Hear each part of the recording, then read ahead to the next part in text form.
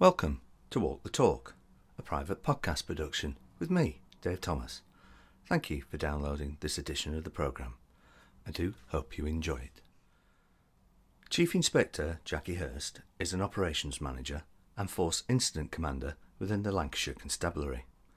27 years ago, she joined an organisation where female officers wore skirts and men wore the trousers, both operationally and metaphorically.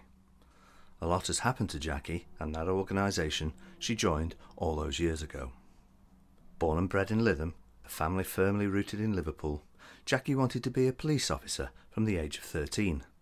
Her parents rather sensibly persuaded her to go into further education on leaving school, and she became the first person in her family to go to university. Jackie's first posting was at the south end of Blackpool, which she described as a baptism of fire, armed only with a police-issue handbag and handcuffs, a far cry from today's modern uniform. Jackie performed a variety of roles and started to gain traction on the promotion ladder. However, that was about to come to an abrupt end when Jackie received the terrible news that her husband was diagnosed with terminal cancer. 15 months later, he lost his fight for life. Jackie described her life during that time as a blur, but several months later she decided to return to work, taking up a management post at Lancaster. After several more months and encouragement from her home boss, she took up an operational command role and in 2014 was promoted to Chief Inspector. Jackie's recently been elected chair of the Women's Network, known as Inspire Women in Policing. Those that know Jackie will say she genuinely cares about her staff. So who better to spend the next half hour exploring the role of women in policing, sexism, and that awkward subject, women's things. I'm delighted to say she joins me now.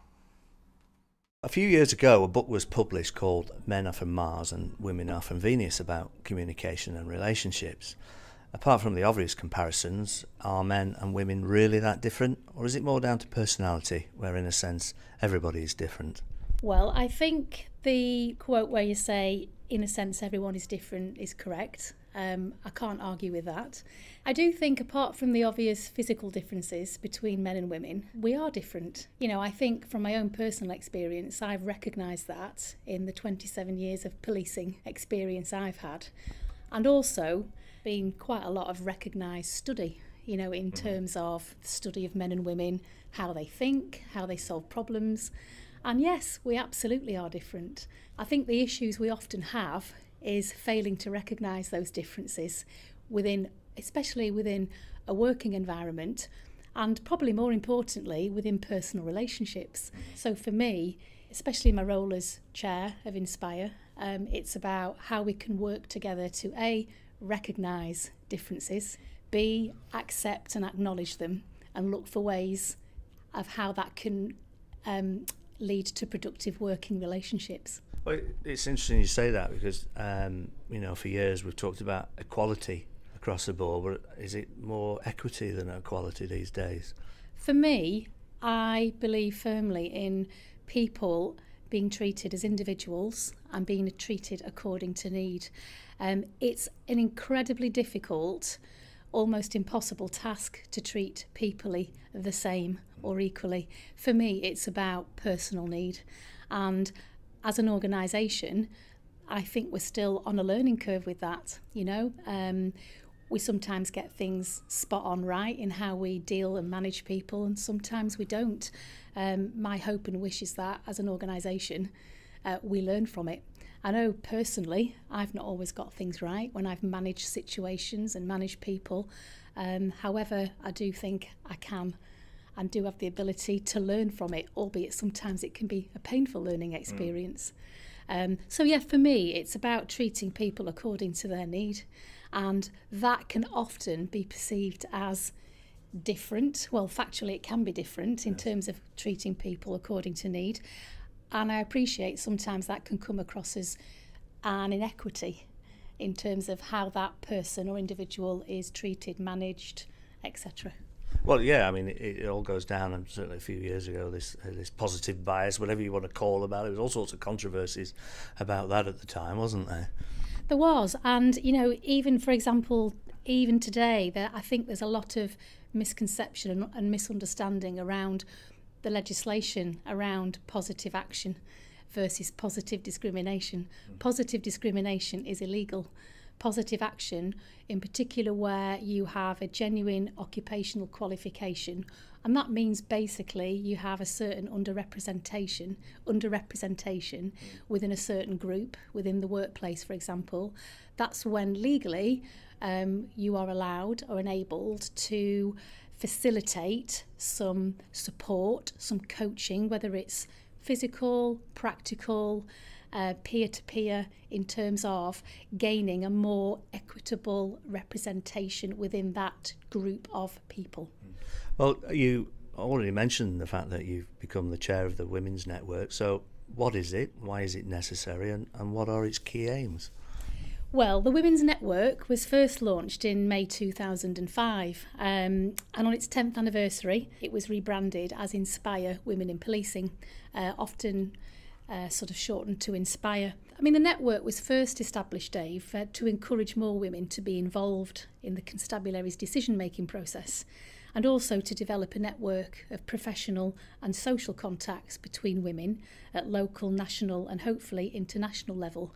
So that's the broad sort of aim of Inspire. Currently, our aims involve providing encouragement, mentoring and coaching to support career development, and hopefully to inspire women to achieve full potential within the workplace. It's also to create opportunities about sharing experiences with other women in the constabulary, and with that, other women and their families. Because for me, in my role as chair, I want to provide a real focus for women and their families. For every individual in the organisation, whether you are a woman or in a relationship with a woman in the organisation, there will be some kind of shared experiences around certain issues and themes. We also want to raise awareness and provide information and advice on a range of gender-specific issues. We want to establish a forum that aims to influence constabulary policies and procedures. So that may be around certain issues such as maternity, paternity, IVF, fertility treatment, flexible working, and again that's focused on women and their families. We also want to strive for proportionate representation in specialist posts, which is an age-old challenge, and supervisory and management roles. We want to provide opportunities for personal and professional development to all staff, and in particular with regard to gender issues, and to offer all members of staff the opportunity to develop an insight into issues which affect women and their families. Now, I've sort of reeled off there the aims. Now, those aims have been with us for about 10 years. Interestingly, we're going to revisit them. We formed at the recent AGM in July. We had a fantastic attendance. DCC Gambling attended as well to support the cause and to help us network and spread really the ethos of Inspire. The exec committee was formed because one of our aims was to get a better representation on the exec committee, which would include police staff and also male representation, which we've now been able to achieve. We meet for the first time as our first exec committee in September, where we're actually going to review these aims in light of the feedback we received at the AGM. We conducted an exercise. We asked the audience, there were about 70 people there, all ranks and roles. We asked them, what do you want Inspire to do for you? So we've now collated that information and we need to analyse it in further detail. But some of the headlines, if I can share with you. Well, I was going to ask what some of the key themes would be. Yeah, some of the key themes, and there is overlap in terms of the current aims that we have. We've had for over 10 years. Some of the feedback we've had has been around mentoring. People want a structured and easily accessible mentoring programme. You know, we know that there are pockets of excellent mentoring within the constabulary, some on a formal, some on a less formal basis.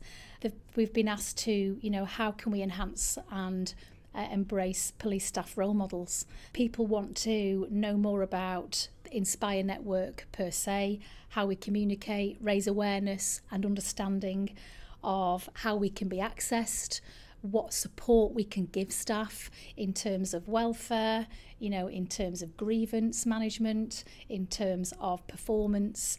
We've also been given headlines around development progression, retention of female staff, also as well around police staff PIP accreditation. So there's absolutely a real rich source of data here for us that we need to dig around in when we first meet for our exec. Yes. We've got a refreshed committee. We're all really keen to work together. One of our aims is we've managed to recruit, so to speak, very informally at the AGM, around 30 people who have offered to be representatives in division.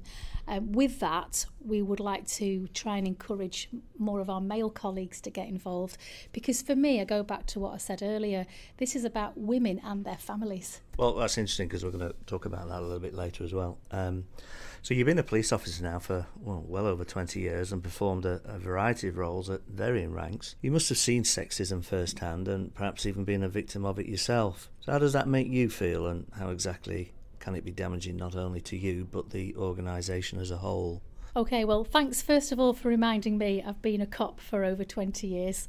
Yes, and I think it's a bit longer than that, isn't it? Yeah, it's well over 20 years. Have I seen sexism firsthand? That's a really difficult question to answer. For me, individually, I have been a victim of sexism, and we're talking, I want to put this into context, we're talking 26 years ago, when I first started as a 21-year-old PC at Blackpool South, and that sexism was absolutely peer-to-peer. That has been my main experience of sexism, and I honestly believe that it was not particularly intentional. It was the culture at the time, born out of ignorance, born out of what I have now learnt from 26 years of life. And being a cop and being a supervisor and a manager and a leader. So, and that sexism was, I guess you could have explained it as banter. Sometimes there was, it might have been, for example, a colleague patting me on the bottom. Right. Don't get me wrong, they were given short shrift to never do it again, because I was a confident, and I am a confident individual who is able to hold my corner. However, I recognise there may have been other female colleagues, now I didn't even give it a thought at the time, that may have been experiencing this but didn't feel as though they had the voice or the confidence to say. That was my initial experience, and part of that as a young, naive officer was this is about being accepted and about belonging to the team. You're almost making a sacrificing your own feelings and that behaviour so you could fit in. Absolutely. And whilst I was very confident in saying don't ever do that again, I was very conscious that potentially standing up for myself could have alienated me from the rest of my team. Now, when all was said and done, I worked with a fabulous team, a great sergeant, and I had a blast. Blackpool South in the early 90s, crazy place, but what a brilliant place to work and cut your teeth as a cop. Sexism, in terms of, my experience thereafter, it's very difficult to determine. I don't believe for 1 minute that Lancashire Constabulary is a sexist organisation. Quite the opposite. There is significant awareness, effort, commitment to strive to be an inclusive organisation. That's not without its challenges. We're a big outfit. I think sexism, if you were looking at it today in my personal view and from my experiences, it's probably more hidden and potentially born out of lack of awareness, knowledge and understanding. For example, we often hear from our members, from female colleagues, that they often feel begrudged by the fact that they are receiving, obviously, maternity rights and issues around pregnancy to facilitate appointments, etc.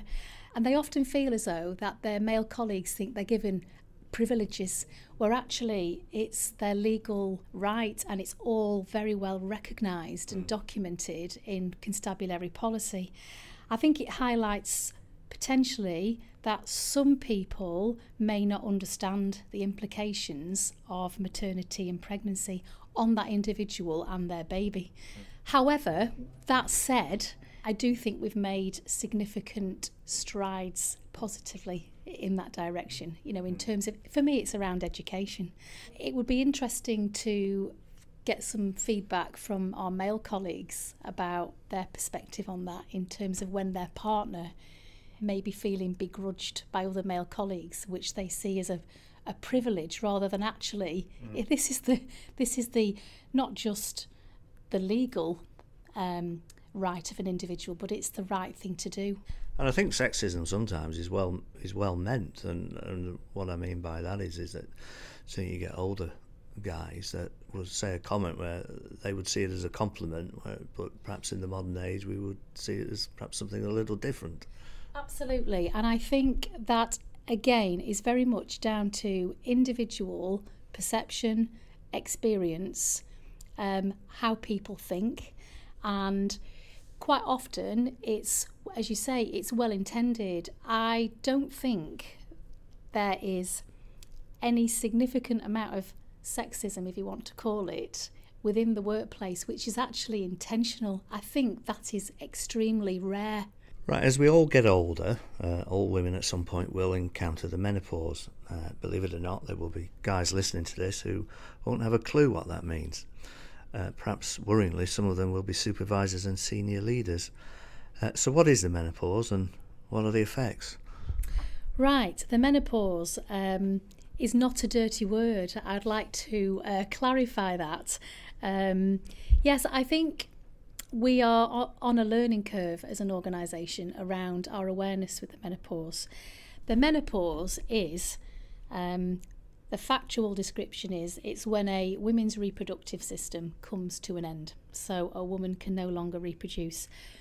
Most people, or many people within our organisation, are experiencing what's called the perimenopause, which is where you get most of the symptoms associated with the menopause bearing out, whilst your body is adjusting itself to end its reproductive life, if that makes sense. Now, along with that, there are over, I don't know whether you're aware, you probably are because you are a knowledgeable man, there are over 30 recognised symptoms associated with the menopause, and most of those come in the perimenopausal state. Now, generally speaking, and I'm no expert on this, I can only talk from experience, as I am one of those people who are perimenopausal, and also talking to colleagues and friends who were sharing those experiences. The symptoms can be really widely ranging, from headaches, from insomnia, from restlessness, from sort of certain bodily parts being really sore, from irritability, from pain, from joint pain. There's a whole host, and these are medically recognised symptoms. I think the gap which we organisationally would like to work on is to raise awareness, because for some people those symptoms can be quite extreme. For most people, I think they are able to cope with them and manage them. Personally, what I find really difficult is fatigue. Sometimes I will have a period where I sleep really bad, a time, over a few weeks, and I get chronic fatigue, and I find that particularly hard when it comes to concentrating, memory recall, so I've experienced all that, as have my colleagues. But for some people that can be very extreme, and they could potentially be on the border of coping and not coping. That's when supervisors, colleagues, peers would be able to offer some support or some flexibility. And we are not talking necessarily about going on restricted duties. It's just about making some balanced, reasonable adjustments for that individual so that they are able to manage the symptoms accordingly. As I say, I honestly believe that most women crack on with it and get on with it. And to be fair, I think that's what's been happening for many years, because it's not been a subject that's even been talked about. No. But we are, as an organisation, we are absolutely getting there with those conversations, because factually our workforce is ageing. There are many more mature women in their sort of 40 plus who are still frontline officers doing a cracking job and actually very effectively managing their own perimenopausal symptoms. But occasionally, one or two of us might just need a bit of slack cutting, you know. And of course, add on to that all the pressures of being a police officer. On top of all that, and obviously you're a force incident commander yourself and having to make sometimes potentially life and death decisions. And if you're fatigued, under the weather, whatever you want to call it, then, you know, there's factors at play there, isn't there? Absolutely. And the starting point is for an individual to be able to just have a conversation, maybe with a peer. I mean, for some people, having that conversation with their line manager, they've said to me, there's no way I could talk to them about that. They'd squirm, they wouldn't be interested, they wouldn't get it. And I think, gosh, that's a real challenge for us, to be able to, give people who are experiencing the symptoms, perhaps to an extreme situation where they might need a bit of support, through to their supervisors. We also need to support them in terms of raising that awareness. So with that, we do have a menopause action group within the organisation, which is led by Detective Chief Superintendent Sue Clark. It's in its early stages. We're also doing some research and working with colleagues in Cumbria and across the region in terms of the network, just to to share our experiences organisationally and also to learn from each other. Well, it's interesting you mention about partners, because for women in a relationship, the menopause doesn't just only affect them, but as you say, their partners, perhaps in particular male partners, who some have described it as a form of bereavement.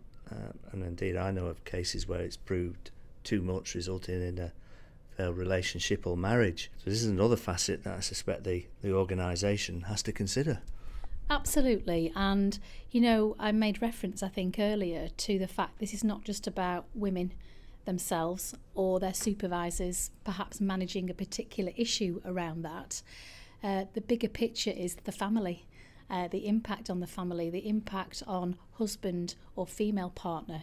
So I think there is some organisational learning to be had from that. I feel very sad when I hear, you know, you say that for some men and perhaps women partners as well, it's been described as a form of bereavement. It would sadden me more to learn that if partners of those women who are experiencing those extreme symptoms are not able to share that with either peers, at least. Yeah. I think from a male point of view, I think it's the quality of the relationship, perhaps. Sure, but for me, it gets back to starting the conversation, because as an organisation, if we are able to start having these conversations, I am sure. Well, first of all, the conversation starts, and what we have to hopefully anticipate is some level of trust that staff will put in both individuals and organisation to be able to share those experiences and have a response which is compassionate and supportive. I think in all these interviews I've done, that is a very common theme that runs through all of them, is just talking to each other, peer to peer, not necessarily seeing a counsellor or a trained professional. And sometimes it's good to speak to somebody that's actually been there themselves and can say, yeah, I know what you mean.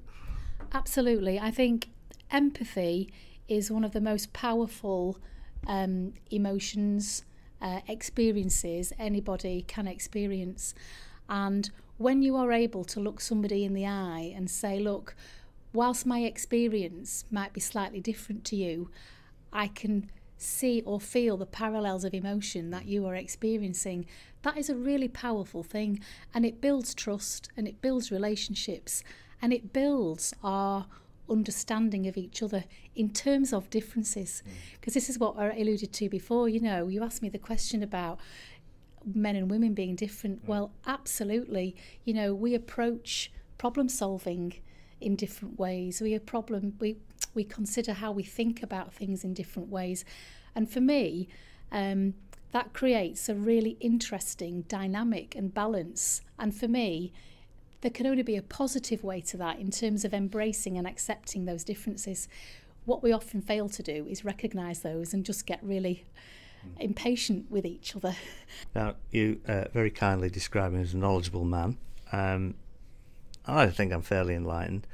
But, I mean, we're talking about this, but, you know, even I'm not sitting entirely comfortably sitting here discussing the menopause with you. Why do you think it is a taboo subject? That's a really interesting question, and I'm asking myself that now. Why is it so taboo? I really don't know, because for me, individually, I feel really comfortable talking about it, but I can only speak for me.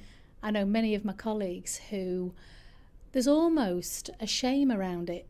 You know, I think perhaps some of my colleagues who are in the same place as me with symptoms, dependent upon relationships with peers and supervisors, maybe they feel as though they might be ridiculed, they may feel as though it's seen as a weakness. And again, for me, there's parallels here around where we were several years ago around mental health. Boy, have we made progress with conversations around mental health. The organisation has made massive progress around that because, in fairness, that's a very it can be quite widespread and it affects absolutely everybody. The menopause fact does not affect everybody, but it still will affect a wide variety of people within the organisation. And again, it's about women and their families. For example, in November last year, the network, we ran a CPD event where Dee Collins, the Chief Constable of West Yorkshire Police, it was actually the day she found out she'd been promoted to Chief, she came, and her input to the audience was all about the ageing workforce and the menopause. And that was great to hear that from a chief officer.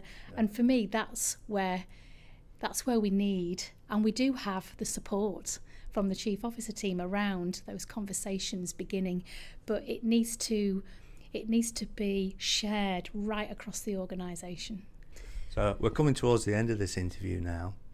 So my final question to you, Jackie, is, was there a particular moment when you learnt something more about yourself than at any other time in your life? Oh gosh. Wow, what a belter question that is. Yes. Well, you probably know what I'm going to say. You'll have to edit that bit out. Go on. Yeah, the time when I learnt most about myself in my life was through bereavement. Well, where do I start with that? Happily married to Darryl for 14 years, been with him for over 20 years.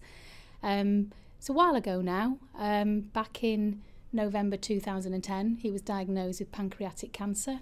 We knew from the outset that his illness was terminal and he had only a limited amount of time to live. Most patients with that diagnosis are expected to survive between 6 weeks and 3 months. Darryl was amazing and he survived for 15 months. I'll never forget him saying, "I'm not going to accept this as an instant death sentence." He had an incredibly difficult illness, passed away in February 2012, at the time when I'd still decided to do my Chief Inspector's Board. I've learnt from that was a coping mechanism, and the organisation were incredibly supportive. I can't put into words really how supportive the organisation were. They were absolutely fantastic with me. And I felt kindness, love, support from all corners of the organisation. What I learnt about myself from that, because following Darryl's death in February 2012, 7 weeks later my father died, and then 3 weeks after that my uncle died, and that was my mum's brother. So she'd lost her son-in-law, her husband, and her brother within 3 months, and she was seeing a daughter in absolute devastation, whose world had been torn apart by death. What I learned from that experience was I am incredibly resilient. It doesn't mean to say I'm not emotional. I'm hugely emotional. But what it taught me in life, and I know this sounds a little bit sort of trite, but for me, do I appreciate every single day that I wake up and get out of bed. And yes, for me, I know I'm a tough old boot.